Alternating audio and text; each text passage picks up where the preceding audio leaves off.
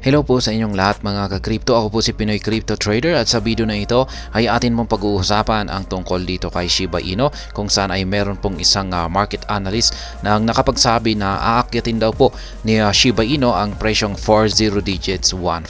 Isa po itong presyo na hindi pa nagagawang akyatin ni Shiba Inu sa loob ng 10 buwan. At ayan, bago po tayo magpatuloy ay nais ko lamang po munang bigyang linaw ang aking disclaimer kung saan ang nilalaman po ng video na ito ay hindi po ito isang financial advice. For education and information purposes lamang po ang layunin nito.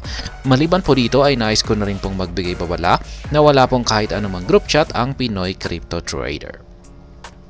Yan, a top technical analyst argues Shiba Inu is poised for a potential surge to 40 digits 14, a level not seen in over 10 months. Kaya yan, mukhang naghahanda na raw po si Shiba Inu para magkaroon ng isang potensyal na price surge patungo sa presyong 40 digits 14. Isa po itong presyo na hindi pa nakakamit ni Shiba Inu sa loob ng 10 buwan or higit 10 months. Ayon po yan sa isang kilalang technical analyst. Early this month, Shiba Inu eliminated a decimal point and broke into the 40 digits 1 range after about 120 days of trading at the lower zone. However, this achievement has been met with some volatility as Shiba Inu has barely maintained the zero.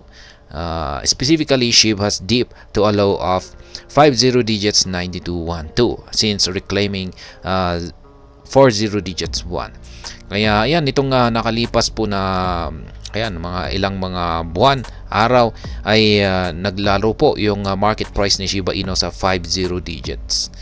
Kaya ayan, ngayon ay nakabalik po siya. Sinusubukan po niyang bumalik dito sa 40 digits 1 range. Kaya ayan, nonetheless, renowned crypto chartist Ali Martinez has proclaimed that Shiba Inu is getting set for a surge to 40 digits 14, a price point that SHIB investors last witnessed over 300 days ago. Kaya ayan, ayon po kay Ginoong Ali Martinez, isa po siyang kilalang technical analyst, ay siya po mismo ang nakapagsabi na naghahanda na raw po si Shiba Inu na magkaroon ng price surge patungo sa presyong 40 digits 14. Ayan, isa po itong presyo na hindi pa nagagawang akyatin ni Shiba Inu nitong nakalipas na 300 araw. Ayan, 300 days. Ayan, medyo matagal-tagal na rin po yan. Shiba Inu set for 40 digits 14. In a recent tweet, Ali Martinez shared insights on Shiba Inu's trading patterns for the past 14 months. According to Martinez, Shiba Inu has been navigating a descending parallel channel since September 2022. He posted SHIB's market chart to illustrate the pattern. Ayan, ito po yung sinasabing meron po kasi siyang nakitang pattern dito na tinatawag po niyang descending parallel channel. Ayan po siya. Ayan po yung descending parallel channel. Ayan. At ayan na nga, nakikita po natin dito. Yan, nandito po sa ibaba yung kanyang paliwanag. The analyst noted that Shiba Inu is now on a critical resistance level situated at the upper boundary of its long-standing descending pattern, approximately at 40 digits 11. He mentioned that SHIB is testing this resistance which currently act as a ceiling. Kaya yan, tinetest na raw po ni Shiba Inu. Nakikita po natin na yung kanyang candlestick ngayon ay tinutusok po niya yung upper channel. Ayan, upper channel po ito. Lower channel tapos middle channel. Yung upper channel na ito, ayan, sinusubukan po niyang i-test kung kakayanin nga ba niya itong basagin. Ayan, kung kakayanin niya itong basagin ay dito po siya magkakaroon ng price surge. Pero pag hindi, ay babalik lamang po ulit ito. Pwedeng dito sa middle line na ito. Ayan, or dito sa ilalim ng channel na ito. Meanwhile, Martinez emphasized that a significant development could unfold with a decisive weekly close above the resistance point.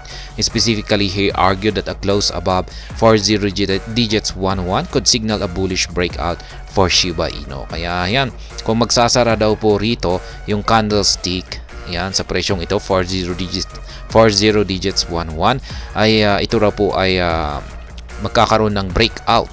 Yan. At isa po itong signal na bullish. Yan, bullish signal. Ibig pong sabihin ay aakyat po siya.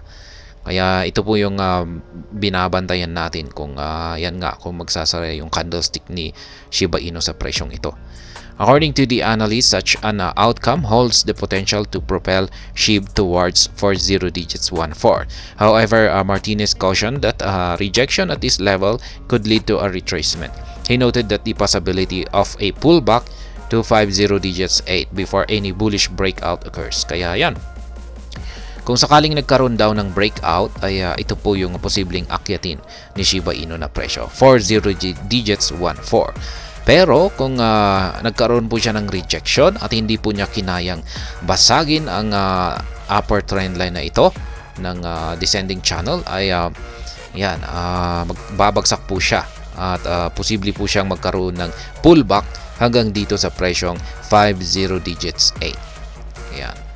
Bago po niya ulit susubukang umakyat para basagin ang upper trend line na ito.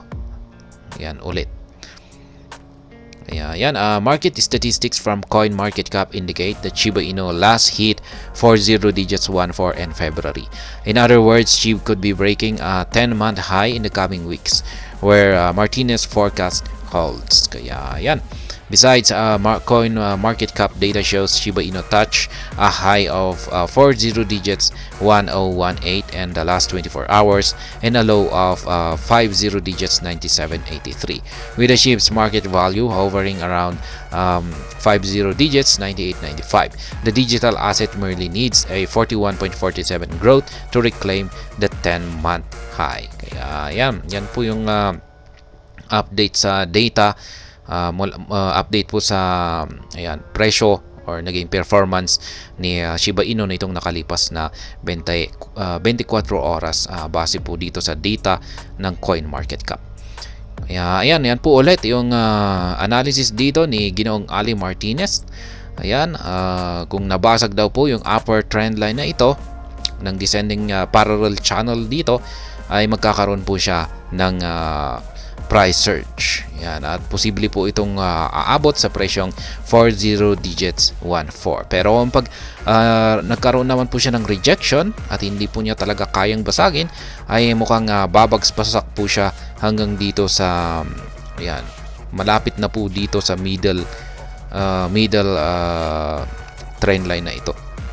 Middle trend line ng descending parallel channel na ito. Ayan, or sa 50 digits 8. Yan po ang analysis ni Ginoong Ali Martinez para dito kay Shiba Inu. At hanggang dito na lamang po tayo sa video na ito. Sana po ay inyong nagustuhan ang aking paliwanag dito. Kung inyo po itong nagustuhan ay pakiclick lamang po ang like button nito. Para naman po sa mga bago lamang dito, kayo po ay aking inaanyayahan para mag-subscribe. Pakiclick na rin po ang bell icon nito dahil ito po ang siyang magsisilbing notification nito sa mga bago kong videos na akin pong ina-upload sa aking YouTube channel na ito. Marami pong salamat sa panonood. Ingat po tayo lagi at God bless po sa ating lahat.